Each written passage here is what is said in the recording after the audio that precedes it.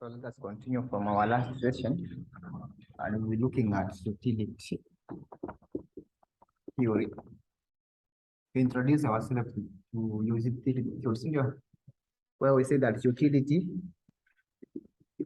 is the satisfaction from the consumption of which is derived from consumption or use of a product or a service. Then you see that we have a formula of calculation of utility where you say that utility is equal to the expected return minus half A times the standard deviation squared. So where we say that this is the expected return and this is the risk.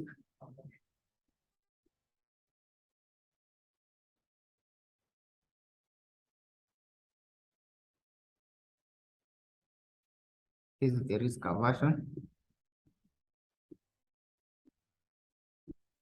And this is the variance,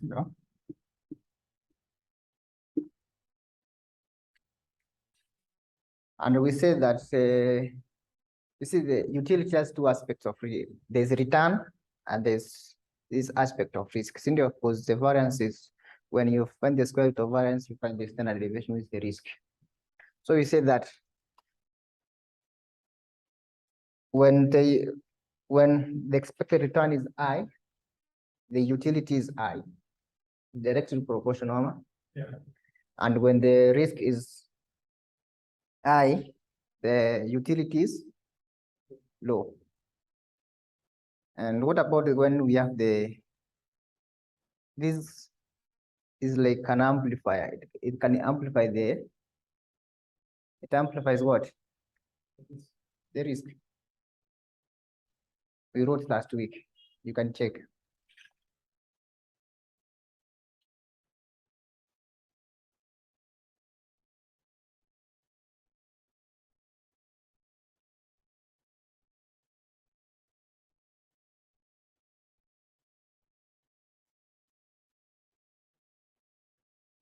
The reduction of utility. Higher variance reduces the utility. Higher variance reduces the utility. Oh yeah. So the risk aversion A, this coefficient amplifies the risk aversion. No, the risk aversion amplifies what? Utility. Okay. So let us look at an example.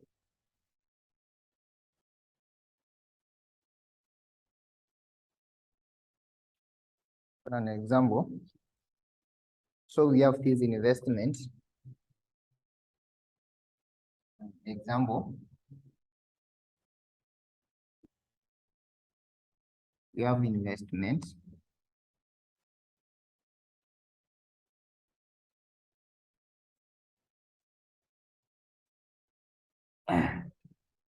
We have expected return here.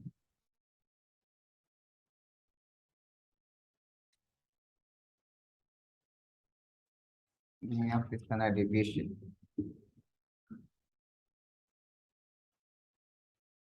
Standard deviation. We have investment A. We have investment A, which has an expected return of 12% in percent form. Also, this is in percent, which has a return of 12, standard deviation of 30. Investment B, which has expected return of 15, and this is 35.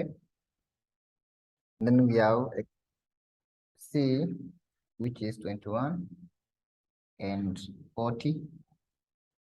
Then we have D, which has expected return of 24 and standard deviation of 45.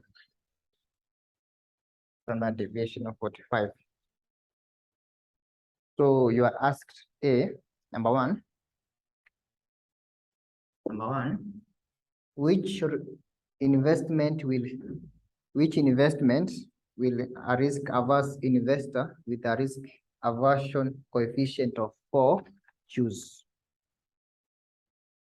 Which investment will a risk averse investor with a risk aversion coefficient of 4 choose?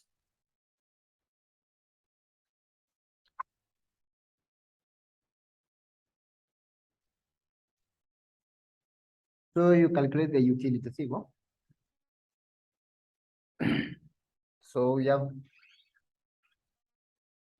can say the solution for one. So you can form a table here of investments or the project for A, B, C, and D, and the expected return,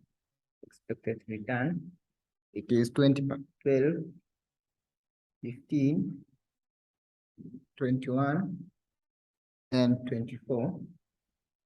And then you can calculate the standard, we have the standard deviation,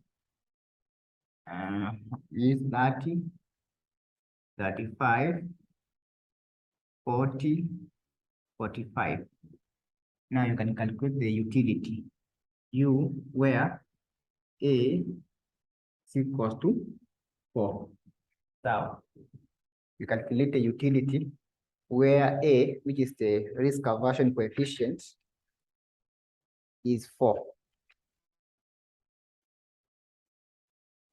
And we compare the utilities.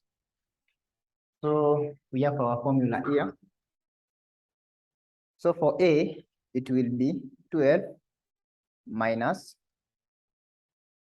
half 4 tenths. This is in percentage, so it's 0.12. Yeah, 0.12. It's 0.12 in percentage form. So for A, it will be 0.12. You subtract half, you multiply by 4, and then you see the formula gives us standard deviation. No, it's variance. So you square 0.3. You square 0.3 because this is at the standard deviation. You square 0.3.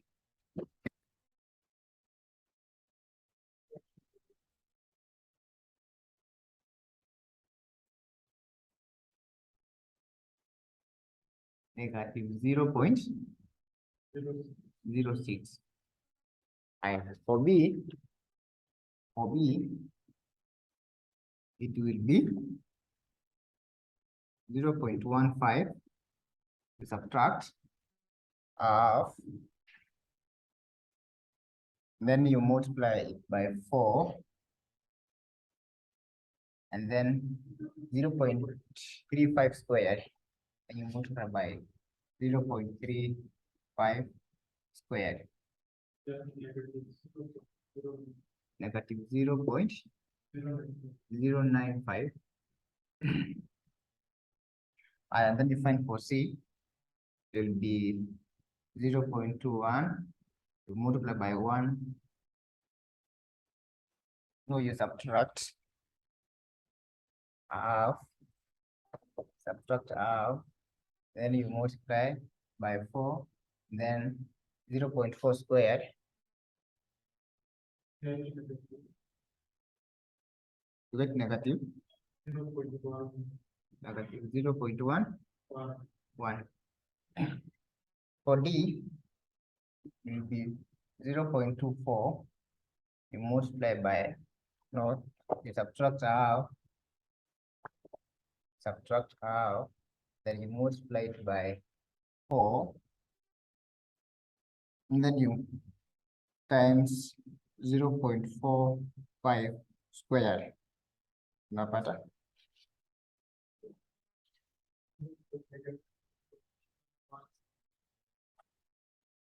Negative 0.165. All right.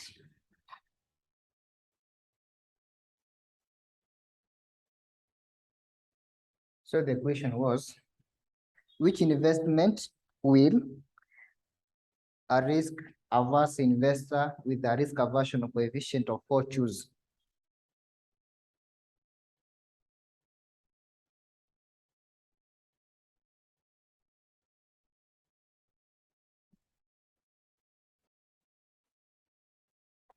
Which you said who is a risk averse investor?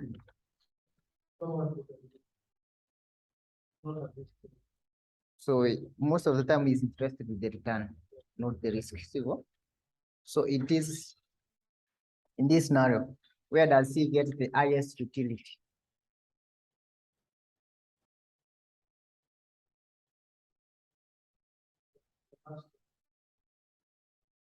D. Why?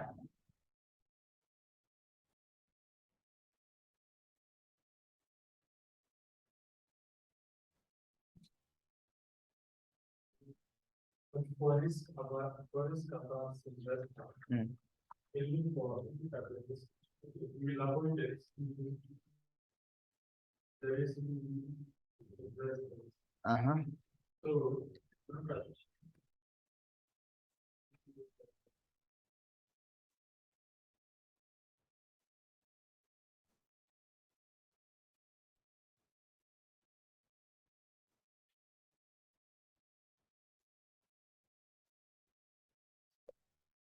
You said D. Yeah. Then again, we have the very high risk. 45.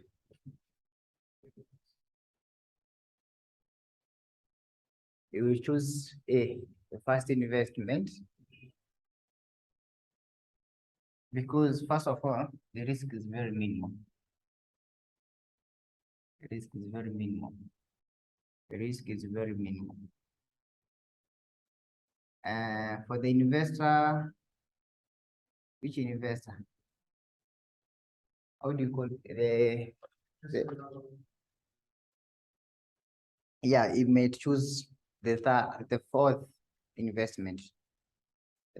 Fourth investment. You see, when you compare 0.06 in terms of negative, now 0.16, which is bigger? For ile number line, we are moving to the right, the left. Your A so is 0.1 and means 1. Yeah, it's 0 minus 2. So 0.06. Actually, 0.06 bigger than. No, actually 0.09. No, 0.06. It's closer to somewhere here. The other one is could be somewhere. So for the risk averse, they are concerned with the return at a very minimal risks.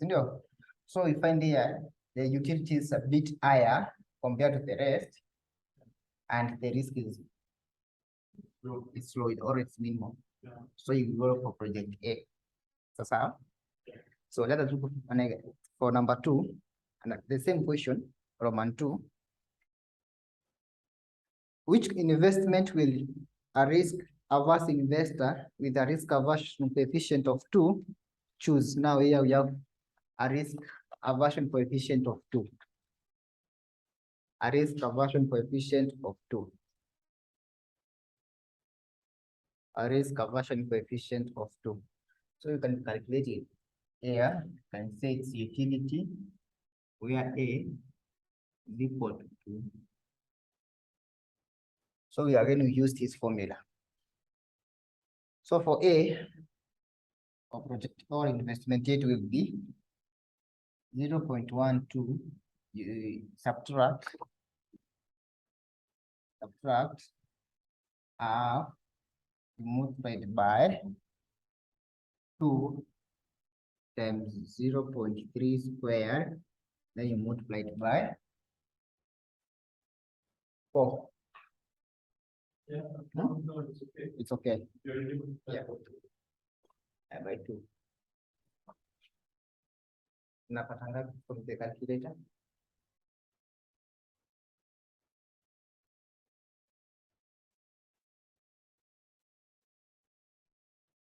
For B, it will be 0.15 subtract half by 2 by 0.35 squared.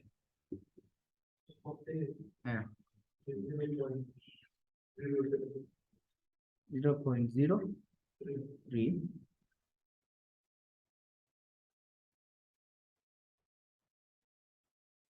0.1 multiplied by. Okay, I don't know why I'm confusing this multiplication and subtraction. 0.21 you subtract half, then you multiply by 2, then by 0.4 squared, and D is 0.24. You subtract half, multiply by 2, then so you multiply it by 0.45 squared, 0.45 squared.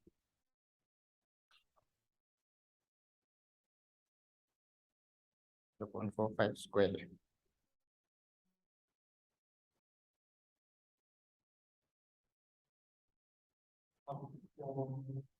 For B, 0.027. For B, it's 0.027. 0.027. Yeah, right. 5. Yeah. Okay, and for C,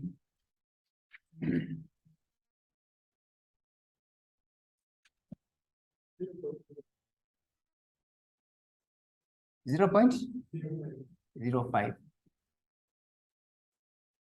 Okay, and for D,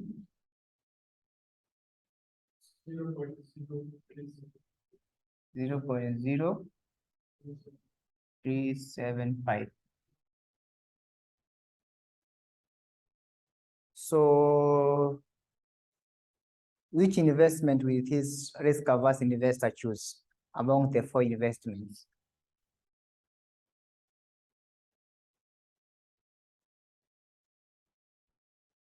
If we look at the utilities, The C utility is higher. 0.5 is the highest. And then, yeah, 0.35, 0.05 is the highest utility.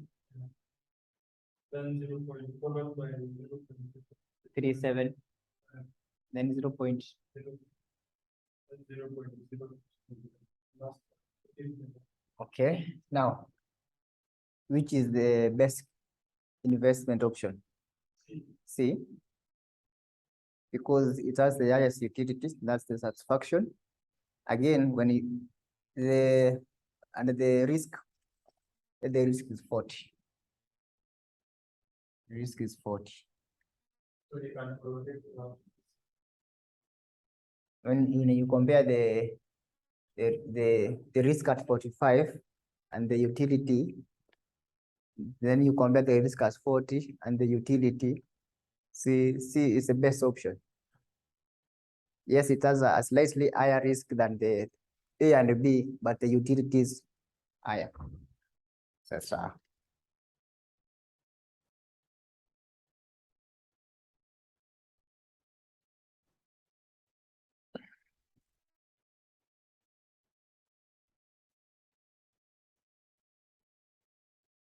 So let us look at another example. I mean, question, the same question from month 3. Which investment will a risk neutral investor choose from? Which investment will a risk neutral investor choose?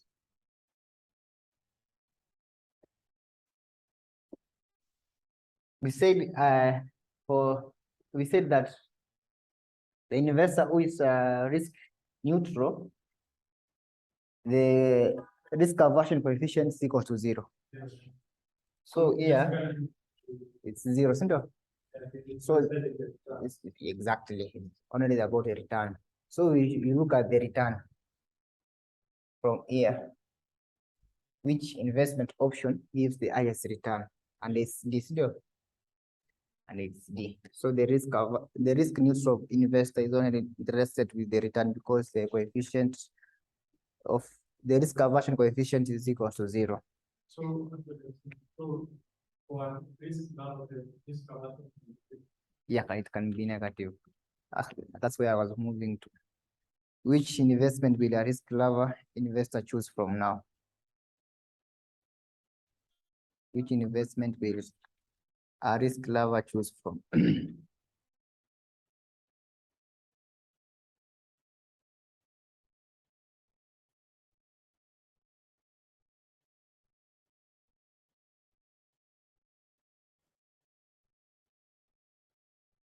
So the someone who is with you, we have said that a risk lover most of the time is risk aversion coefficient is equal to it's negative, and this person or this person with this attitude is concerned about the return. I mean the highest return, and they can take the highest risk. And most probably they say that where they say the risk is higher, the returns are higher. So from these investment options, they will choose from D. D has the highest risk of 45 and the highest return of 24. The highest return of 24. Highest return of 24. So let us look at the application of utility theory to portfolio selection. The application of utility theory to portfolio selection. Application of utility theory to portfolio selection.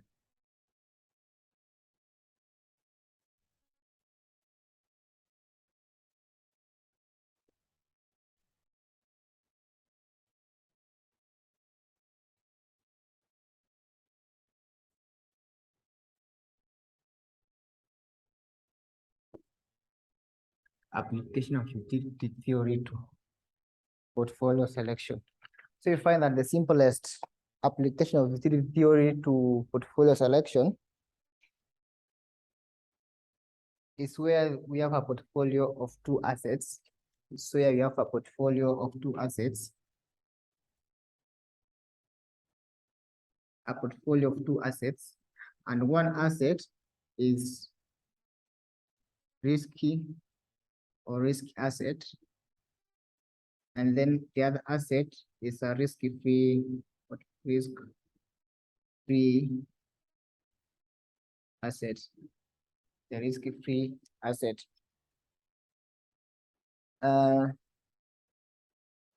So if it's a combination of two assets, so we say the weights of these two assets doesn't much 100. Yeah.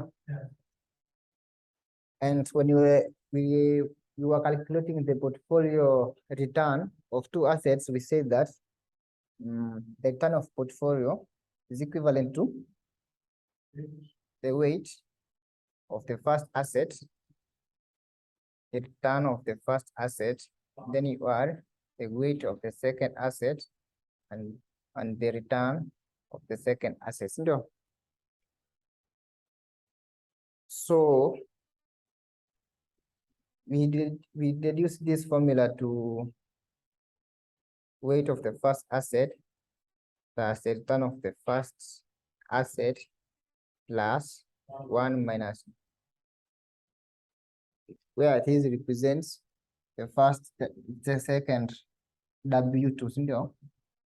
I think we wrote it. Yeah.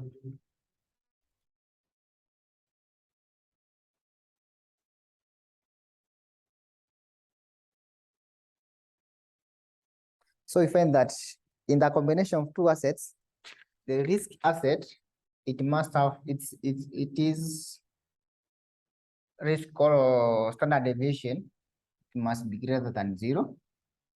And in the risk-free asset, it could be 0, risk-free asset. So the risk aspect of it is equal to 0. So again, from here, we can calculate the risk of the portfolio. Where we say that is equal to the weight of the first, we multiply by the is it the return of the risk? You multiply the risk, then you square this, then you add the weight of the first of the second, you multiply it by the return squared, and you add 2 multiplied by weight 1, weight 2, then you multiply by the correlation of 1 and 2. All of these find the square root.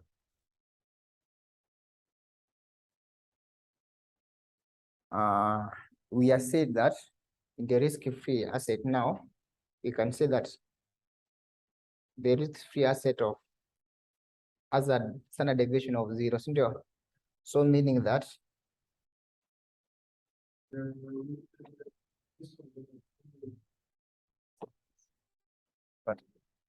so meaning here it would be 0.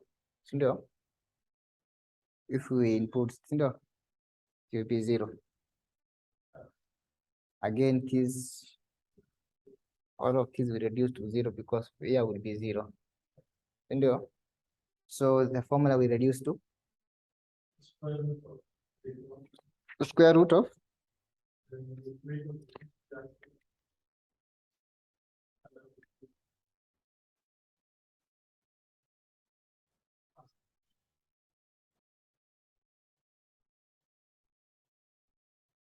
this is squared here. So it will reduce to equals to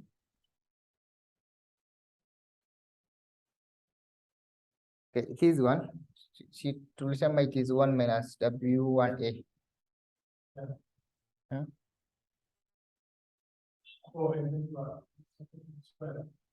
Where?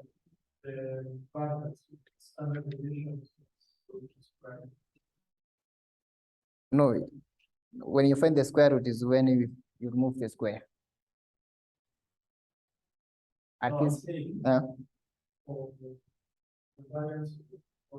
yeah, is equal to, or it's not supposed to have then. Oh, yeah.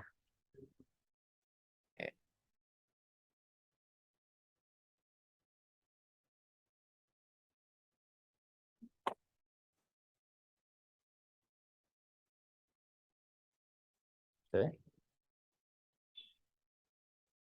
So the standard deviation is equals to this squared. Now the square root of this. The first, which is W1 equal. What about the second segment? It's 0.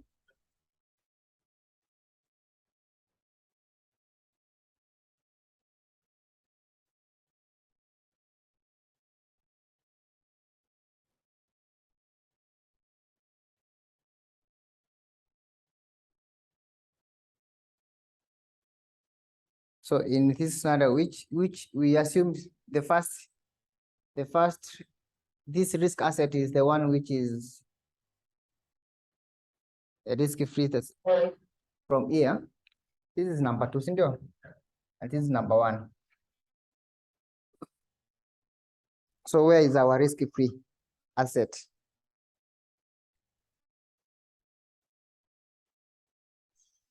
Okay, there is the standard deviation. 0, si ndio? So meaning this one ndio na reduce to 0, and then the first one, which is risky, Now the range.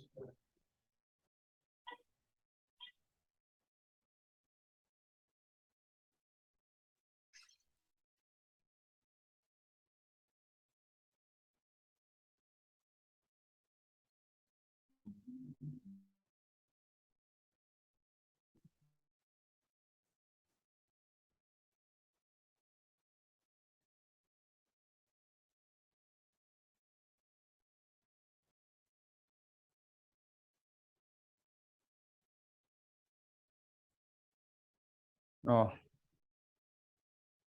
the expression I wanted to have is bado sijaipata.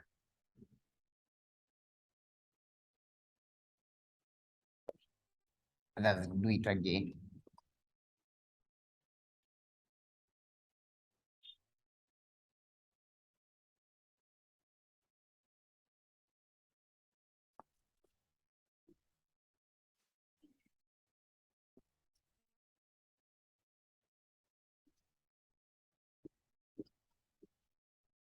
Let us say our risk-free asset, na kuna risk assets, ndio risky asset, and we have said that here the risk is greater than 0, si ndio? Let us note this by QF, risk-free, si ndio? Which is equal to 0.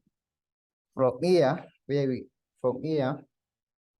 say that now W2 is equivalent to 1 minus W1, si ndio?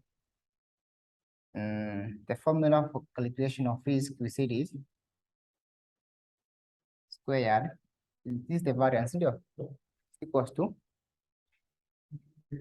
weight 1, risk 1, si ndio? Now this risk 1 is 0, but now we can denote by QF. So you can denote by QF. It's QF and it's squared. So and then you add W2, which is equivalent to 1 minus W1 squared. So now let us denote the sigma I squared. So and then you add 2, you multiply by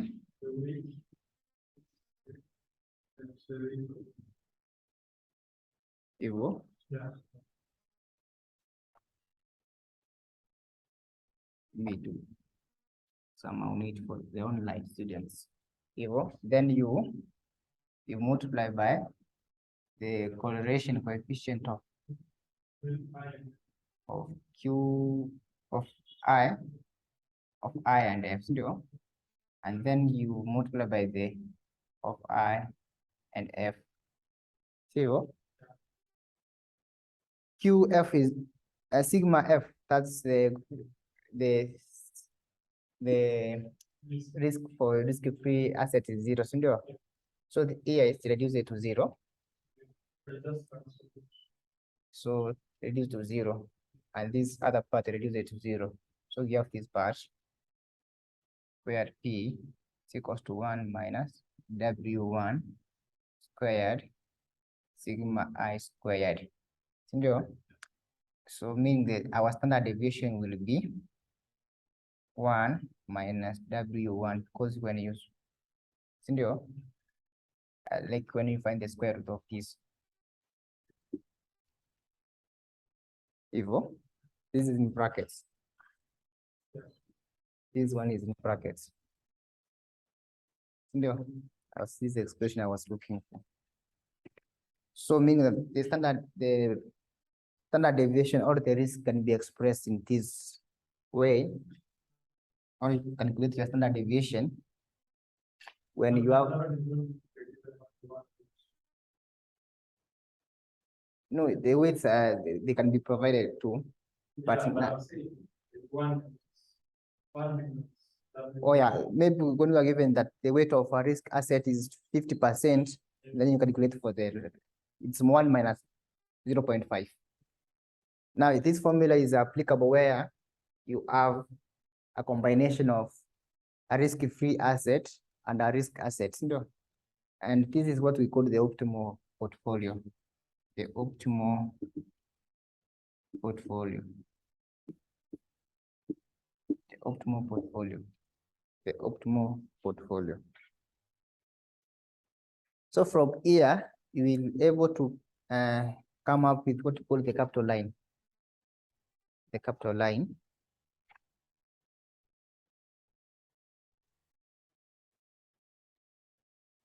And the capital line, capital allocation line,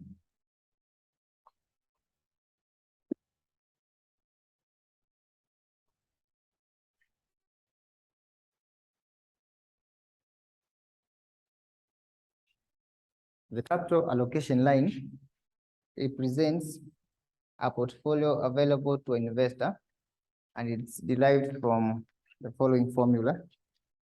You have the notes? Yeah. Oh. So the capital allocation line represents a portfolio available for the investor. It can be derived from this formula here. So you can write this W1A. You can make it the subject of the formula. Yes, yes. Can make this W, we said that the standard deviation is equals to 1 minus W1 divided by sigma I. Now I want us to make W1 the subject of the formula.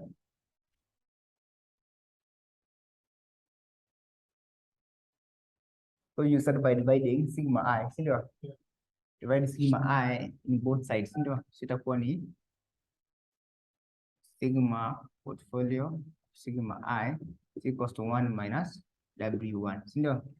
Then you can make now W1 the subject of the formula by bring it in this other side, sindio? So itakuwa W1 is equal to 1 minus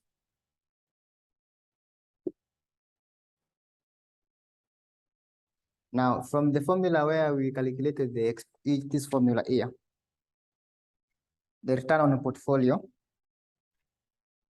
the expected return on portfolio, expected return on portfolio, sum is equal to W1. So now our W1 is 1 minus, it's 1 minus, then you multiply it by the return of the first. Then you add W2. So our W2 is here. 1 minus W1. And then you multiply it by the return of the second nini.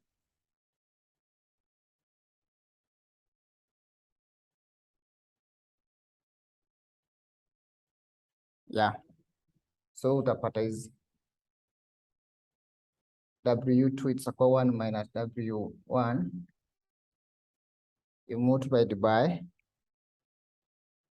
return on 2.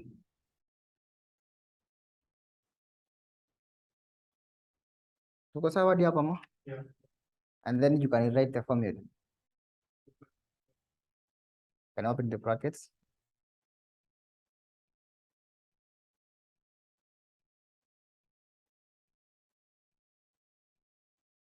You see this return here is the return of the risk-free assets. The risk asset here as a return of RF, and this one as a return of RI. So you can say it's return of RF.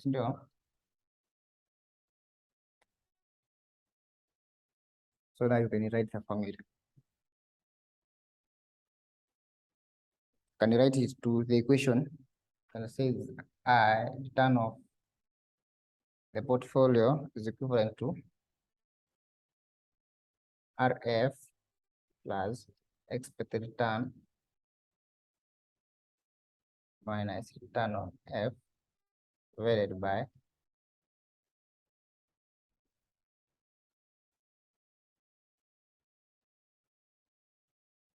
figured hapo. Yeah. So from here you can find that this could be the line of the capital allocation line, and the slope yake itakuwa ni this element. You see it's nakwanga ni y is equals to mx plus c. Yeah. And why is the slope here now? The slope is that this is medium, this is medium divided by So the slope is equals to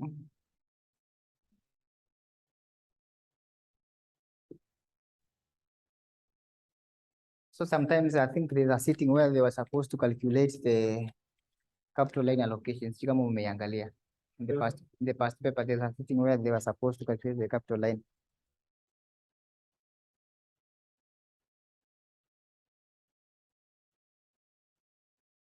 Supposed to calculate the capital line.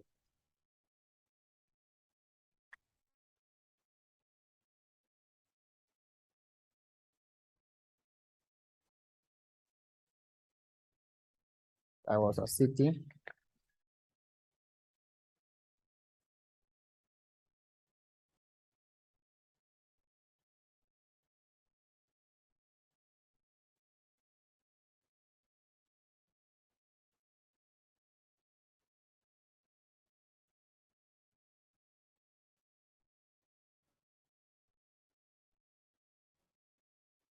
Some of our capital line for two assets, it will be like this now. Like for the one we have done, for the two risk-free asset and the risky asset, it can be plotted this way.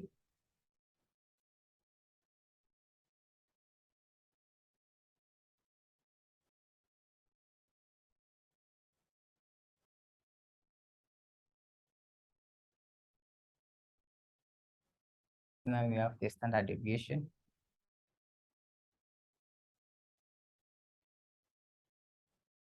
You have the expected return.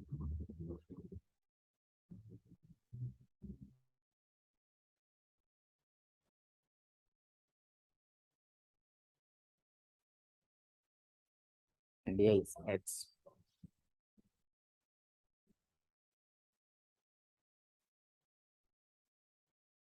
This could be a plot of two assets, the risk-free asset and the risk asset. Kwa sawa hapo? There's an example, I think, in one of the past papers tutaiangalia. But before then, we have to angalia also what we call the correlation of covariance. That's an overview. Correlation of covariance.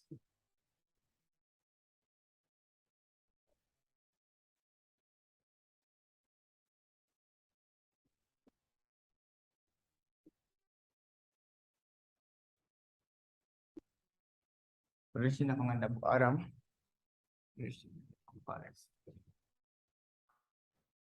So what's correlation?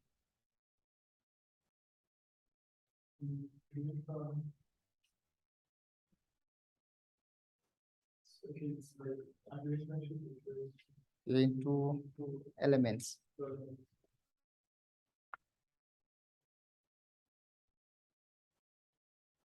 It's like a measure of the consistency or tendency of two investments to act in similar ways. No? So when something is correlated with another, like it's slightly similar to the other. No? Yeah, when one goes up the other. So correlation is a measure of the tendency or consistency of two investments to act in a similar way.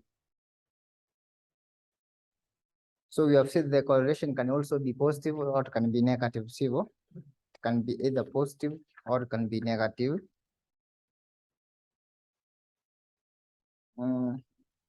So how does it now affect the portfolio selections. If two assets are related, means There's no diversification. So for you to achieve what we call the optimal diversification, they have to be, you need to have a negative correlation in terms of risk or internal risk. For example, where you said we have a risk-free asset and the risk asset, meaning that the risk asset has a very high return. No, a very high risk. And the risk-free asset has a negative risk. It has a zero risk. So the correlation there is in terms of risk. So that we find that for you to achieve the optimum portfolio diversification, you need to check on the correlation on how the two asset class that you want to choose, they correlate with each other. They correlate to each other. So find that we have a positive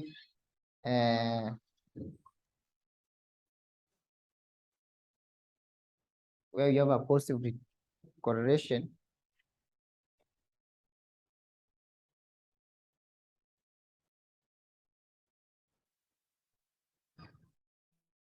so you find where the correlation is positive,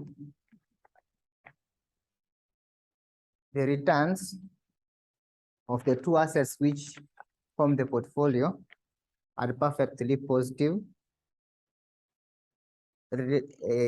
correlated to each other, simple.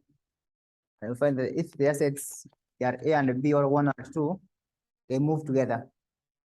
That's 100% together over time. If there is an increase in other, also there's an increase in other return, simple. When they are negatively correlated, the two assets move in the opposite directions. When they are negatively related, they move in the opposite directions. And when there is no correlation between the two,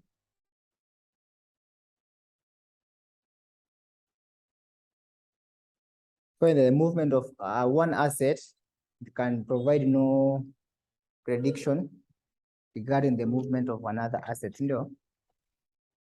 So when you combine two assets, for example, the assets which have negative correlation, it affects the portfolio risk of the entire portfolio. So you have a formula to calculate the correlation.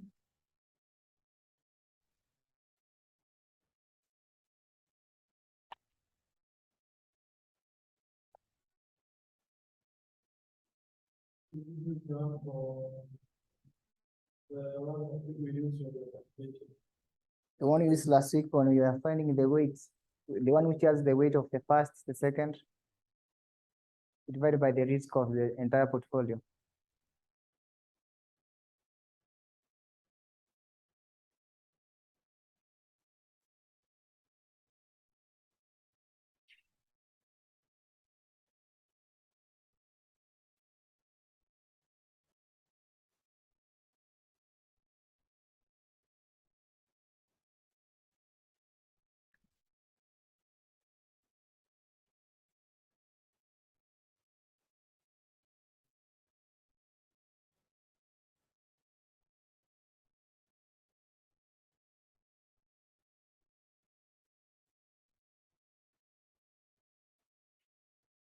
Okay, let us look at an example where you calculate or to check out the effect of correlation on the portfolio risk.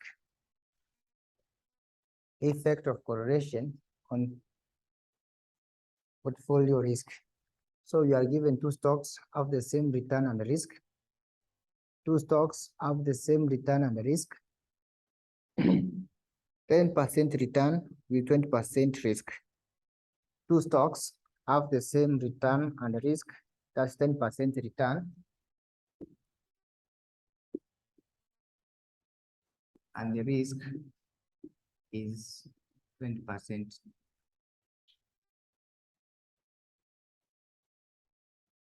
Then you form a portfolio of 50% stock A and two stocks have the same return and risk. So they have a return of 10% and a risk of 20%. And then they say that you have a portfolio with 50% each of the stock. So our weights for weight one, or stock one is 50%, and stock two is also 50%. So examine the effect of correlation on risk, where number one, we are asked to calculate the portfolio return and risk if the correlation is one. Number one, where the correlation is 1.0. Calculate the portfolio expected return and the risk where the correlation is 1. So we have to use that formula. The expected return is equal to the first weight, which is 0.5, multiplied by the first return, which is 0.1. You add 0.5 by 0.1. So you find it is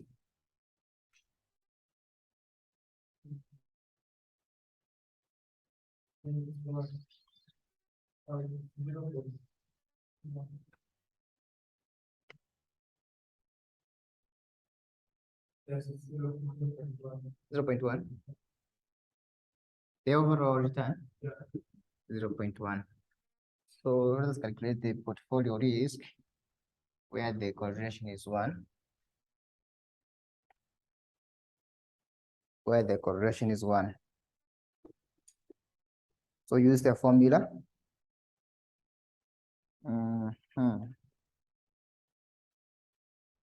It was the first weight, which is 0.5. You multiply it by 0.2, you square, you add 0.5, again you multiply it by 0.2, you square, then you add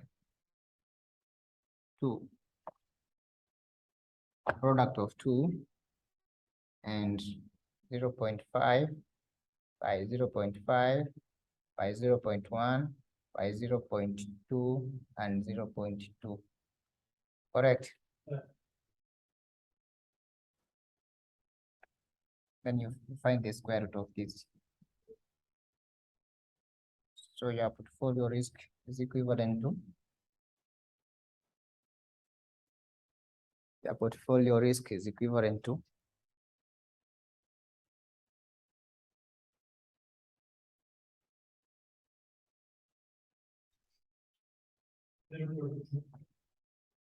0.2. So this is where the correlation is 1, meaning they have perfect correlation. They show the same consistency and tendency. Let us look at a scenario where the correlation is -1 or no 0. Number 2, where the correlation is 0.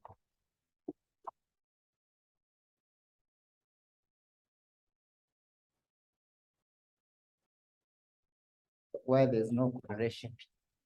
Number 2, correlation is equal to 0. So I think our expected return will remain the same, 0.1. So we calculate our portfolio return. It is coming. So it will be the first element will remain the same y formula. I think the change will be this will be reduced to 0. So it is 0.5 squared plus 0.5 this product squared, and find the square root of this. the first two. Yeah, 0.1. 0.14. So let us look at number 3, where the correlation is equal to -1. The correlation is equal to -1, where the correlation is equal to -1.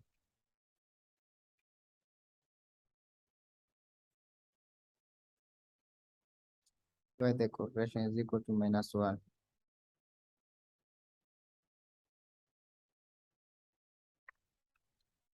So we change here from 0.1 to 0 minus 0.1, where the correlation is -1.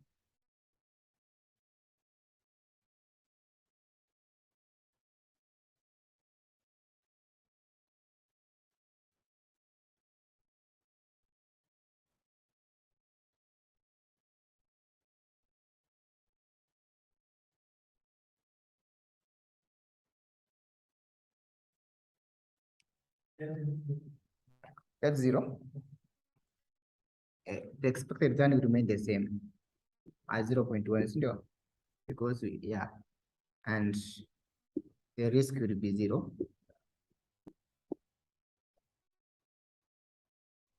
So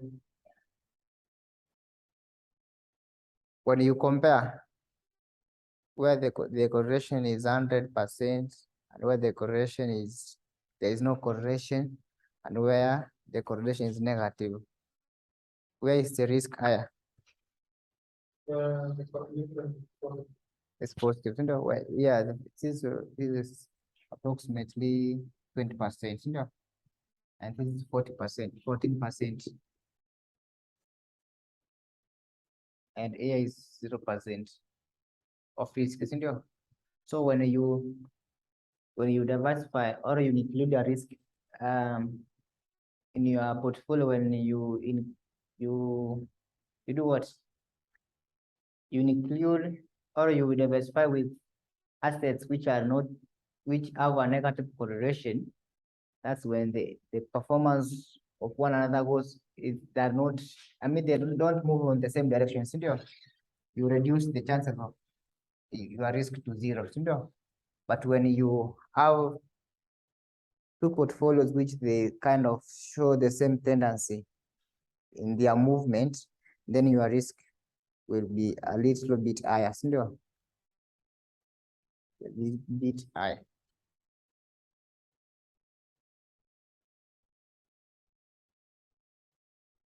I think done with that topic.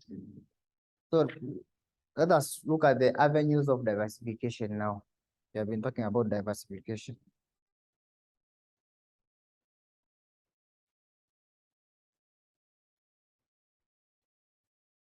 So the main reason for diversification, Nigani, what's the reason for diversification? To reduce the risks. So what are the avenues of diversification? Also, this question is texted somewhere. The avenues of diversification.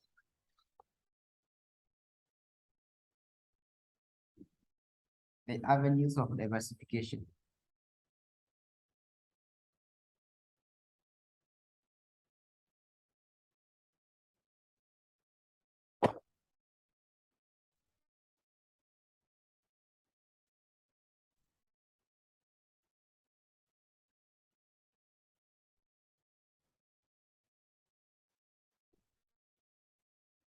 The avenues of diversification, number 1. The avenues of diversification.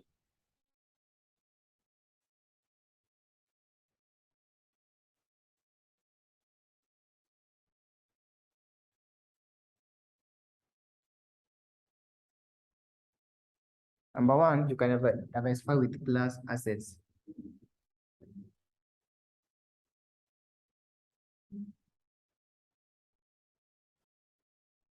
Or assets of class. You can classify with asset classes.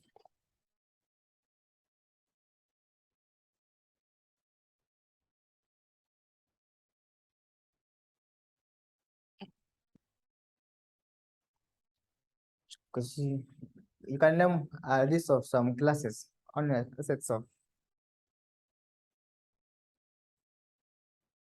equities. We have bonds, you have treasury bills, commodities, you have what we call the emerging market stocks, and even stock and the bonds that you have different types of bonds. So when you classify, like when you invest in different types of classes on different types of assets, chances of you minimizing the risk are very high. Yeah, I mean, some of like the bonds, they are like the bonds, are they risk free? Yeah, okay, you have no bonds. Ah,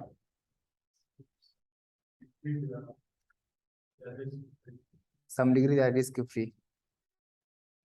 So you can in your portfolio you can create a government bond and worth another. Now, if you choose say government bond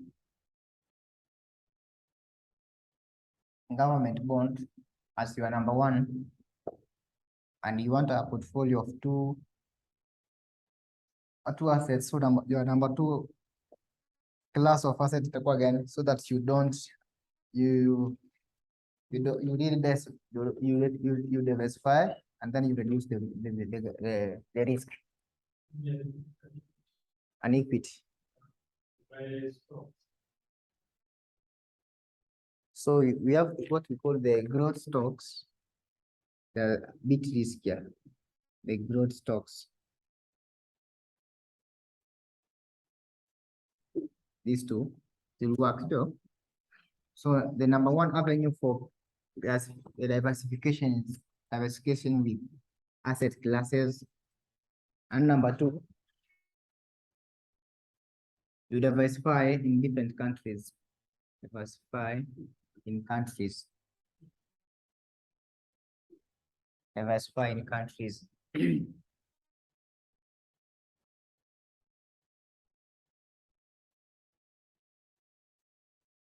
So countries are different because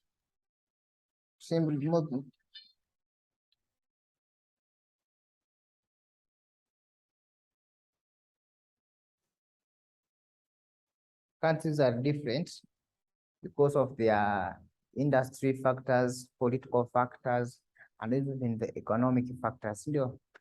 So the performance of the performance of one country, the performance of one stock here, it will be different from another country. So you can minimize your risk by diversification. And then number three, you diversify with index funds. Diversify with index funds.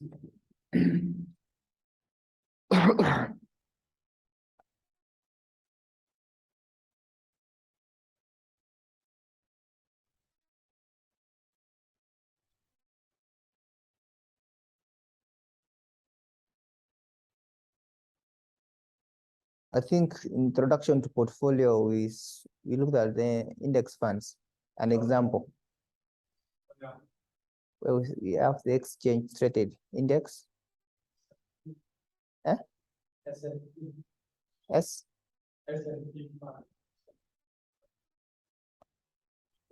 Yeah. So we find that most investors, they consider what you call the mutual index funds as their investment vehicles opposed to individual securities.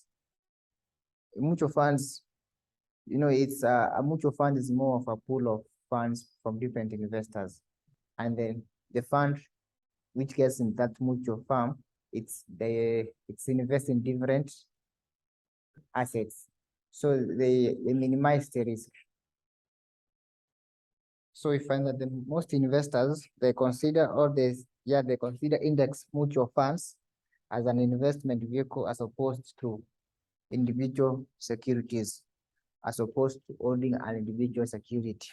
Then another avenue for diversification. Another avenue for diversification is you buy by not owning your employees' stock. To diversify by not owning your employer stock. In other words, you don't you don't buy a stock or a security in the company that you are working with. The company that you are working with. Why?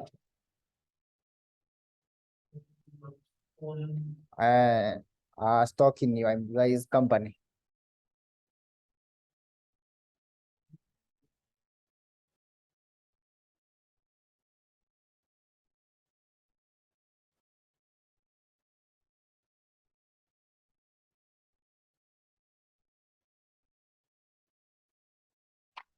And what happens if you are fired from that company?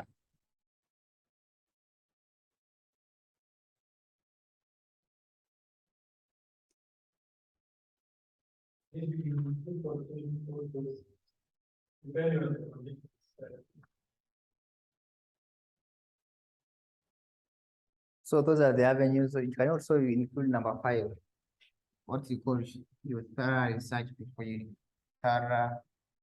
But this is done even before you